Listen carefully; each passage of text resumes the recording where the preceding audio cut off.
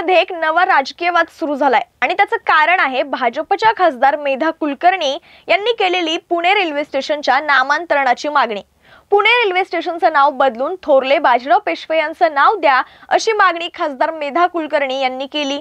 यावर प्रतिक्रिया यायला लागल्या आणि विरोध करणाऱ्यांनी म्हटलं की पुणे स्टेशनला पेशव्यांचं नाही तर महात्मा फुलेंचं नाव द्या।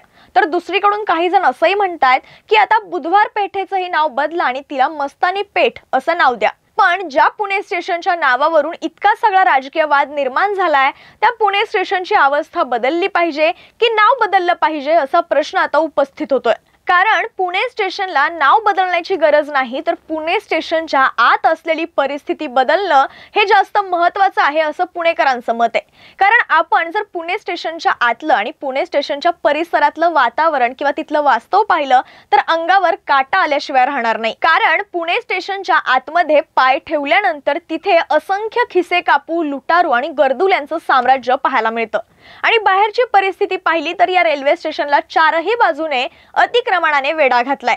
हे अतिक्रमण संबंधित राजकारणी कधी काढणार? स्टेशनच्या आत असणाऱ्या गर्दुल्यांवर, चोरांवर काय कारवाई करणार? हा प्रश्न अजूनही अनुत्तरितच आहे। सर्वात भयानक म्हणजे मुलींना पळवून नेण्याच्या, मुलींवरील अत्याचारांच्या कित्येक घटना देखील याच रेल्वे स्टेशनच्या परिसरात किंबहुना याच रेल्वे स्टेशनमध्ये घडल्याच्या अनेक नोंदी सुद्धा आहेत। फक्त इतकंच नाही तर अनेक गंभीर समस्या आजच्या घडीला सुद्धा या पुणे रेल्वे स्टेशनच्या आतमध्ये आणि या आजूबाजूच्या परिसरात सुद्धा पाहायला मिळतात।